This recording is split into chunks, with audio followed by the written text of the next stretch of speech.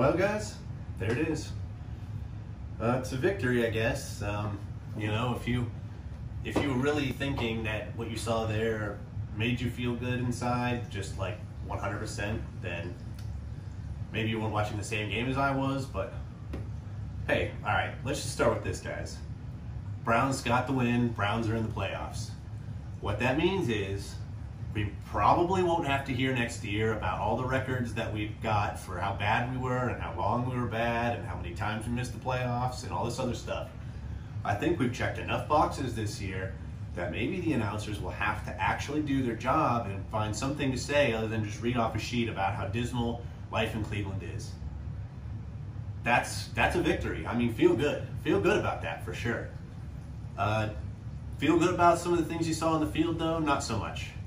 So I think I mentioned this in one of my other videos. I started collecting beer to drink beers for the Browns victories like 3 years ago. I was just sort of like looking around for rare beers and thinking, okay, this is a good enough one. This one's got enough value that I'm going to save it for a day. And, you know, there really weren't a lot of Browns victories 3 years ago. In fact, last year there really weren't a lot of Browns victories either. But this year, I've made a little bit of a dent in my stash. Turns out I've actually become a little bit more addicted than I thought, though, so there's tons of stuff over there that I'm probably never going to have enough victories for. So now I include the Buckeye victories, the Blue Jackets, occasional victories. If I were to do every Blue Jackets victory and Indians victory, I would be out of beer in like 20 minutes. But that's just because they're good teams. So I've got this bottle right here, picked out, got a victory. Now, if we have a victory in the playoffs, I've got some really good stuff. I might even crack some bourbon at that point. But I don't want to get too crazy, guys, because I literally thought all week we were going to lose this game, and then I actually thought we were going to lose this game all the way up till the point where we won this game. I mean, what was that? First off, Mason, the Rudolph the Red-Nosed Reindeer, I don't know why he could hit passes all of a sudden. I mean, this guy normally can't throw for anything. His main claim to fame is just being bashed over the head and looking stupid constantly. I thought he was just paid to look stupid on the bench. But no, I mean, he actually had some good throws. Oh, people are probably going to watch this and be like, oh yeah, last year he had a couple of good games. Yeah, against some trash defenses and stuff like that. The Browns had a trash defense, and I think we intercepted him, what, 2, 3, 4 times? It was like absurd. But he went out there today, and to his credit, he made some passes. I don't know, I mean, it was supposed to be a layup game, just like the Jets was, but it was no layup. It was like a layup, a block shot, a layup, another block shot, a missed dunk, and then out of bounds, you get to rebound and pass it in, and then maybe at that point you finally hit your bucket. That's what it felt like. But man, not a lot good to say here. Not a lot terrible to say. I mean, in the very beginning, I think Baker had missed something like 4 to 6 passes just right out the rip. And it wasn't really that people were dropping it necessarily. I mean, he literally just wasn't throwing the ball right. And I'm not really sure what was up with that. I mean, Baker just doesn't seem to, you know, rise to the occasion all the time. And last week, there was a lot of things that were working against him. If you were trying to tell me that this wind and rain situation he had 5, 6 games ago was really what screwed up his throws, then yeah, I mean, I guess a week ago, you really got to say that not having receivers that have ever played with you or even know what you're doing is probably got to be a worse detriment. So we give him a pass on that, I guess. I don't know. But this week, at first, he just wasn't doing anything right. It was unbelievable. And for the fact that Chubb was just ripping off runs, but then they just kept him out and put Kareem Hunt in. I mean, I love Hunt. Don't get me wrong. Hunt's great. But he's become more of a utility guy. He's become more of like a catch it and run to the side, be fancy guy. Like maybe just give Chubb a little bit of a rest. But I don't think you should just run Chubb every single play and then maybe bring, or I should say Kareem Hunt, and then bring Chubb back in the next series or something. You know, I mean, it just seemed like Chubb was not out there enough for what he was doing. But, you know, granted, again, we did get the victory. I don't know what Kevin Stefanski was thinking here. I think that he maybe didn't really call it the best. I don't really know that Baker went into this with a killer mentality. I mean, I don't know. The only thing I can think of is, like, they were trying to hold Chubb back to, like, keep him fresh for the playoffs. But, I mean, I don't know. What good is that going to do if we don't make the playoffs? And, I mean, look how close this was. Like, if they would have scored any points at all, we might have had to rely on Cody Parkey. I'm just going to take a second here and let you guys think about what that would have been like. Do you want to see a doink to get us out of the playoffs? Did you ever see the video of the guy after the doink for the Bears? I mean, this guy, like, His eyeballs almost popped out of his head. I'm pretty sure that he must have had an aneurysm on the way home with how much he was screaming about the Doink. I mean, how much fucking money we gotta pay this fucking cocksucker? And that's what we would have been doing. You would have seen me doing that right here.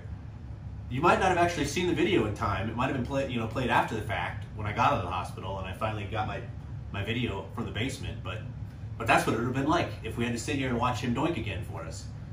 So I'm glad it didn't come to that. But man, this was too close. And I don't know what we're looking at here, guys. I mean, the Baker you saw for a couple games there, it was just solid, hitting everything, and his receivers were always right there. Jarvis Landry, man. I mean, if we do anything, it's going to be Jarvis Landry who gets us there, I got to say. I mean, Chubb will do something. Garrett can have his plays. We still have difference makers. But, I mean, Jarvis Landry is like the one guy who just seems to always be there. You know, and now, of course, Olivier Vernon maybe broke his ankle, and Peoples-Jones got a concussion, although it looked like, you know, his back almost broke in half. I mean, did you see him laying on the ground there? You're just kind of like this. I thought, okay, his arm's not moving. They're doing a sternum rub, you know? Like, is this going to be a guy who got paralyzed from playing football? Against the Steelers, no less, because they had a guy who got paralyzed basically from playing football. But no. Luckily, he got off the field, but will he be back? I mean, I don't know. He's kind of become essential now that we don't have Odell Beckham, so... I mean, Hooper's got to earn his money. I mean, he's catching some passes, and he's sometimes getting us touchdowns, but he's not getting nearly the looks that he should be getting for the money we're paying him. I don't know if it's because he's not running the routes right. I don't know if because Baker just doesn't see him right. You'd think with all these tight ends, with all these safety valves, you'd just be seeing tight ends all over the place. It would just be like tight end, tight end, tight end, tight end. And I mean, Baker, this guy, scrambled today. I mean, he ran... I felt like 50-some yards. I mean, I didn't look at the stats afterwards, but I said to my wife at some point, who had actually decided to watch this game with me, man, Baker might break 100 yards. I mean, kind of as a joke, but like, also, what was it? Why were they letting him be so open? I don't know. And you know, he just fumbles it all the time. And at the very end of the game, I was like, don't sneak it with Baker. Baker fumbles the ball. Don't sneak it with Baker. Of course, Baker ran the ball. Luckily, they didn't sneak it. They bounced him around the outside, and, you know, luckily the blocks got set. Because Baker's not plowing over some kind of, you know, linebacker who's running at him. He's not plowing over anybody who's thinking that you're just going to come over and, you know, normally catch a Nick Chubb and swing him around. They're going to just grab Baker's arm and rip it off his body, and then the ball is just going to go bouncing around on the ground, and that's it. I mean, no one even needs to get a helmet on that. Baker just has these little bird legs, bird arms. I mean, sorry. He does have the longest pass attempted in NFL history, according to the statistics of a few weeks ago. But still, I don't want to see that.